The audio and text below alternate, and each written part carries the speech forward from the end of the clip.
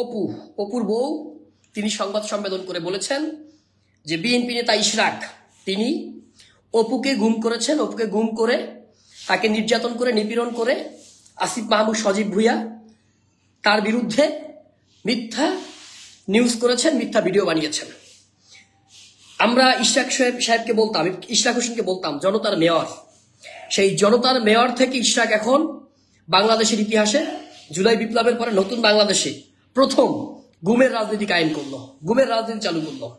দেখুন, আসিফ মাহমুদ সজীব ভুঁইয়া তার বিরুদ্ধে বিভিন্ন প্রকার অভিযোগ থাকতে পারে, এলিগেশন থাকতে পারে, তার বিরুদ্ধে আরো অনেক কিছু থাকতে পারে, কিন্তু যেই আসিফ মাহমুদ সজীব ভুঁইয়া বর্তমানে দুইটা মন্ত্রণালয়ের sitting minister, as a minister সে দুইটা মন্ত্রণালয়ের দায়িত্বে, অর্থাৎ এলজিডি মন্ত্রী এবং একই সাথে যুব এবং ক্রীড়া মন্ত্রী, এই দুইটা মন্ত্রণালয়ের মন্ত্রী হিসেবে কিংবা উপদেষ্টা হিসেবে তার সম্মিলিত বাজেটের পরিমাণ প্রায় 70 থেকে 80 হাজার কোটি টাকা। আসিফ মাহমুদ যে দুইটা মন্ত্রণালয়ের দায়িত্বে আছেন তার বাজেট 70 থেকে 80 হাজার কোটি টাকা। পাশাপাশি ঢাকার দুইটা সিটি কর্পোরেশনেরও মূল রক্ষাকর্তা হচ্ছে আসিফ মাহমুদ সজীব ভুঁইয়া। অর্থাৎ আসিফ মাহমুদ সজীব ভুঁইয়া যদি খালি কলমটা একটু ডান দিক বা দিকে ঘুরায়, একটু কলমটা বাঁকা করে, চাইলে কলমের খোঁচায় 100 কোটি টাকা, 100 কোটি টাকা যে কোনো মুহূর্তে যে কোনো সময় সে লুটপাট করতে পারে। তার যদি লুটপাট করার ইচ্ছা থাকে, দুর্নীতি করার ইচ্ছা থাকে, যে কোনো মুহূর্তে 100 কোটি টাকা লুটপাট করতে পারে। কারণ তার মন্ত্রণালয় যেগুলো, সেই মন্ত্রণালয়ের বাজেট প্রায় 70 থেকে 80 হাজার কোটি টাকা। ক্যান ইউ ইমাজিন যে পুরো বাংলাদেশ নামক রাষ্ট্রের বাজেট যদি 5 লক্ষ কোটি টাকা হয়, সেখানে পুরো বাংলাদেশের 5 ভাগের 1 ভাগ টাকা আসিফ মাহমুদের মন্ত্রণালয়ের। অর্থাৎ আসিফ মাহমুদের হাত দিয়ে সেই টাকাগুলো বিভিন্ন মন্ত্রণালয়ে যায়, আসিফ মাহমুদের সিগনেচারের মাধ্যমে বিভিন্ন জায়গায় বন্টন হয়। সেই আসিফ মাহমুদ নাকি হচ্ছে 20 লাখ টাকা, 50 লাখ টাকা, 1 কোটি টাকার চাঁদাবাজি করানোর জন্য এই জানে আলম অপুকে দিয়ে চাঁদাবাজি করিয়েছে। অপুকে আমি চিনি অনেক আগে থেকে, ছাত্র অধিকার পরিষদ করতে এক সময়। আসিফ মাহমুদকে আমি চিনি অনেক আগে থেকে, সিন্স 2018 সাল থেকে তাকে আমি চিনি, তাকে জানি, অপুকে জানি। এবং ইশরাক সাহেবকে তো আমরা সোশ্যাল মিডিয়ার কল্যাণে, সামনাসামনি দেখা হওয়ার কল্যাণে অনেক আগে থেকে জানি। তিনজন ব্যক্তি ফ্যাসিবাদ বিরোধী লড়াইয়ের খুবই বলিষ্ঠ কণ্ঠস্বর এবং সামনের দিকে ছিল। জানে আলম অপু এই ফ্যাসিবাদ বিরোধী লড়াইয়ে, বৈষম্য বিরোধী ছাত্র আন্দোলনের ব্যানারে সে প্রাইভেট বিশ্ববিদ্যালয়ে নেতৃত্ব দিয়েছে। আসিফ মাহমুদ সজীব ভুঁইয়ার কথা সবাই জানেন, ইশরাক সাহেবের সাহসিকতা সবাই জানেন। কিন্তু শুধুমাত্র একটা মেয়র পদকে কেন্দ্র করে, অর্থাৎ ঢাকা দক্ষিণ সিটি কর্পোরেশনের সেই মেয়র পদকে কেন্দ্র করে আসিফ মাহমুদ সজীব ভুঁইয়ার সাথে ইশরাক সাহেবের যে দ্বন্দ্ব শুরু হয়েছে, সেই দ্বন্দ্বের মধ্য দিয়ে পরবর্তীতে তার যে কুমিল্লায় তার যে বাড়ি মুরাদনগরে, সেখানে আসিফ মাহমুদের বাপকে জড়িয়ে একটা ট্রিপল মার্ডার কেসে ফাঁসানোর চেষ্টা করা হয়েছে। পরবর্তীতে প্রমাণ হয়েছে সেটা ভুয়া ছিল। এরপরে এখন গতকালকে এজেন্সির কল্যাণে, মিডিয়ার কল্যাণে, যেহেতু ইশরাক সাহেব একটা টেলিভিশনের মালিক, আবার বিএনপির মতো বড় দলের নেতা, সেখানে এই বাংলাদেশে ইশরাক জানে আলম অপুকে গুম করার মধ্য দিয়ে আসিফ মাহমুদ সজীব ভুঁইয়া, দুইটা মন্ত্রণালয়ের যিনি মন্ত্রী, সেই রানিং মন্ত্রীর বিরুদ্ধে তিনি এই ধরনের প্রোপাগান্ডা তিনি ছড়িয়েছেন যে আসিফ মাহমুদ চাইলে কলমটা একটু এদিক ওদিক ঘুরে 100 কোটি টাকা তিনি লোপাট করতে পারেন। সেই আসিফের বিরুদ্ধে একটা ছেলেকে দিয়ে 10 লাখ টাকা, 5 লাখ টাকা, 10 লাখ টাকা, 20 লাখ টাকার চাঁদাবাজির অভিযোগ নিয়ে আসছেন। এবং এইটা ইশরাক সাহেব ঘটিয়েছেন। এবং যাদেরকে দিয়ে এই বিষয়টি ঘটিয়েছেন, সোহরাওয়ার্দী কলেজের যে রবিউল ইসলাম রুবেল, এই রুবেলকেও আমি চিনি 2018 সাল থেকে।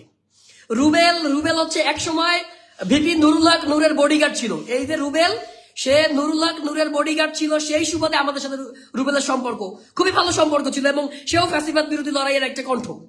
কিন্তু সেই রুবেলকে দিয়ে এবং হচ্ছে জসিমকে দিয়ে সোহরাওয়ার্দী কলেজ ছাত্র দলের তাদেরকে দিয়ে এই অপু ছেলেটাকে গুম করে তার বাসায় বসে স্বীকারোক্তি নিয়ে আসিফ মাহমুদের সাথে যে ঘটনাটা ঘটালেন, এটা অত্যন্ত বিব্রতকর, অত্যন্ত লজ্জাস্কর, অত্যন্ত ঘৃণাজনক। কারণ নতুন বাংলাদেশে এই ধরনের গুমের রাজনীতি আমরা আর দেখতে চাই না, আয়না ঘর আমরা দেখতে চাই না। আপনি চিন্তা করেন যে আসিফ মাহমুদের মতো দুইটা মন্ত্রণালয়ের প্রত্যেকে ফেসবুক লাইভ থেকে শেয়ার করে দিবেন, এই ভিডিওটা সবাই শেয়ার করে দিবেন, প্রত্যেকে জানা দরকার আছে। আসিফ মাহমুদের মতো দুইটা মন্ত্রণালয়ের দায়িত্বশীল উপদেষ্টা মন্ত্রীর বিরুদ্ধে যদি এই ধরনের গুমের নাটক করা যায়, যদি এজেন্সি এই ধরনের নাটক করতে পারে, যদি ইশরাক সাহেবরা যদি ক্ষমতায় আসার আগে যদি এই ধরনের গুমের নাটক করে গুমের ঘটনা ঘটিয়ে আসিফ মাহমুদকে দিয়ে যদি আসিফ মাহমুদের বিরুদ্ধে ষড়যন্ত্র করতে পারে, তাহলে আপনি চিন্তা করেন তো অদূর ভবিষ্যতে এই ইশরাক সাহেব যখন মেয়র হবেন বা মন্ত্রী হবেন বা এমপি হবেন, বিএনপি যখন রাষ্ট্র ক্ষমতায় থাকবে, তখন এই যে এনসিপি বলেন আর ছাত্র জনতা বলেন, বাংলাদেশের সাধারণ মানুষ বলেন, আপনার আমার বাক স্বাধীনতা, আপনার আমার গণতান্ত্রিক অধিকার, মত প্রকাশের অধিকার, আপনার আমার কথা বলার অধিকার, আপনার আমার গণতান্ত্রিক অধিকার, এগুলো কোথায় যাবে, কোথায় থাকবে? আপনি জাস্ট চিন্তা করেন তো, যে একজন মন্ত্রীর বিরুদ্ধে ধারাবাহিকভাবে বিএনপি প্রোপাগান্ডা চালাচ্ছে। ইশরাক, বিএনপি বলবো না, বিএনপি করতেছে না, ইশরাক ব্যক্তিগত ক্ষোভ, ব্যক্তিগত রাগ এবং ক্ষোভ, সেই আপনার যেই নির্বাচনকে ইশরাক অবৈধ বলেছে, পুরো বাংলাদেশ বলেছে যে এটা একটা ভোট চুরির নির্বাচন, সেই নির্বাচনের মেয়র হওয়ার জন্য, ঢাকা সিটি কর্পোরেশনের মেয়র হওয়ার জন্য ইশরাক যে এই ঘটনাগুলো ঘটিয়েছে, এটা পুরো বাংলাদেশের জন্য লজ্জাজনক। এবং এই ঘটনার মধ্য দিয়ে অদূর ভবিষ্যতে এই বাংলাদেশে আপনি, আমি, আমরা আবারও যে হাসিনার আয়নাঘর ফিরে আসবে না, আবারও গুমের রাজনীতি ফিরে আসবে না, আপনি দেখুন। তাহলে আপনি কই যাবেন? কিছুদিন আগে কক্সবাজারে এনসিপির কয়েকজন নেতা ঘুরতে গিয়েছিল, সেখানে তারা একদম একান্তই ব্যক্তিগতভাবে তারা সেখানে ঘুরতে গিয়েছে। প্রত্যেকটা মানুষের ব্যক্তিগত লাইফ আছে, লাইফ থাকতে পারে, সেখানে কারোর সাথে মিটিং করে নাই, সিটিং করে নাই, সেটাকে দিয়ে জনাব তারেক রহমানের বন্ধু গিয়াসউদ্দিন আল মামুন, এই গিয়াসউদ্দিন আল মামুনের যে চ্যানেল 1, সেই চ্যানেল 1 কিভাবে গুজব ছড়িয়ে এমন ভাবে করেছে, পরবর্তীতে ভুল স্বীকার করছে, আমরা ভুল হয়েছে, আমাদেরকে মাফ করে দেন। তো এইভাবে যদি হয়, আপনার রাষ্ট্রীয়ভাবে আসিফ মাহমুদ এখন উপদেষ্টা, মাহফুজ উপদেষ্টা, ছাত্র জনতার সরকার ক্ষমতায়, এখনই যদি ছাত্র নেতৃবৃন্দ তরুণদের বিরুদ্ধে এখনই এইভাবে প্রপাগান্ডা করা হয়, তাদেরকে গুম করার মতো ঘটনা ঘটানো হয়, আপনি চিন্তা করেন তো এই বাংলাদেশে আপনি আমি আগামী নির্বাচনের পরে, ধরে নিচ্ছি আগামী নির্বাচনে বিএনপি ক্ষমতায় আসবে, যদি এই বিএনপি ক্ষমতায় আসে তাহলে বাংলাদেশের মানুষ কি নিরাপদ থাকবে? যেই বিএনপির নেতা হাবিবুর রহমান হাবিব এখনই বলেন যে যদি কেউ বিএনপির বিরুদ্ধে স্লোগান দেয়, যদি কেউ বিএনপির বিরুদ্ধে কথা বলে, তাহলে তার জিহ্বা কেটে নিয়ে আসা হবে এবং সেই জিহ্বা কুত্তা দিয়ে খাওয়ানো হবে, খাওয়ার পরে যদি মামলা হয় হাবিবুর রহমান হাবিব দেখবেন। দেখুন, এখন যদি হাবিবুর রহমান হাবিবের কথা অনুযায়ী বিএনপির কোন নেতা কর্মী যদি কারো জিহ্বা কেটে নেয়, চিন্তা করেন তো বাংলাদেশ কি অবস্থা হবে? হাসিনার আমলেও এই ঘটনা ঘটে নাই।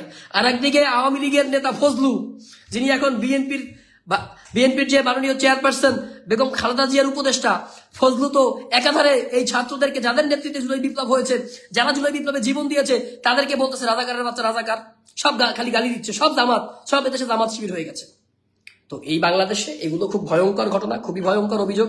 আগামীর বাংলাদেশকে আমরা সুন্দর দেখতে চাই, আমরা বিশ্বাস করতে চাই ফ্যাসিবাদ বিরোধী লড়াইয়ে যে বিএনপি, জামাত, এনসিপি, এই তরুণরা, ছাত্র জনতা, গণ অধিকার পরিষদ, হেফাজত চরমনায় যারা ছিল, আমরা মিলেমিশে আগামী বাংলাদেশটা গড়ব।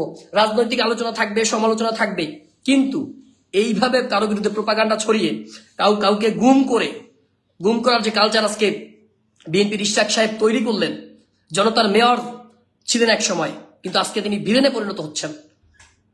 তিনি যে ঘটনাগুলো ঘটিয়েছেন এটা জাতির জন্য বিব্রতকর এবং পুরো জাতি এর জন্য লজ্জিত।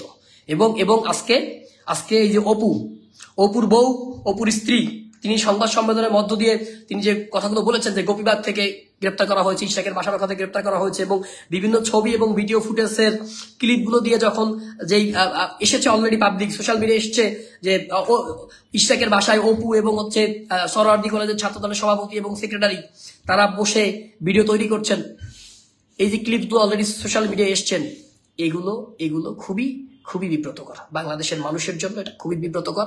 এবং এর মধ্য দিয়ে আগামীর বাংলাদেশে ইশরাক সাহেব এই গুমের রাজনীতির সূচনা করলেন।